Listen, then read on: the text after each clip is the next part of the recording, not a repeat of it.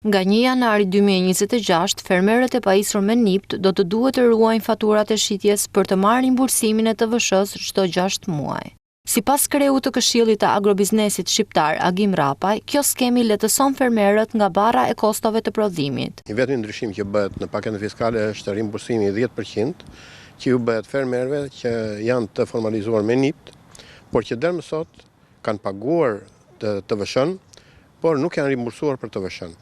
Prandaj në këtë kuptim ligji për TVSH-n nuk ndryshon, ligji TVSH do të jetë përsëri 20% për të gjitha subjektet, por do të ketë një ndryshim tashmë tek ky grupim fermerësh që përmenda, të cilët një herë në 6 muaj në bazë të faturave që ata kanë realizuar gjatë periudhës 6 muajore për dorëzimin e produktit të tyre, do të kompensohen nga drejtoria tatimeve në masën 10%.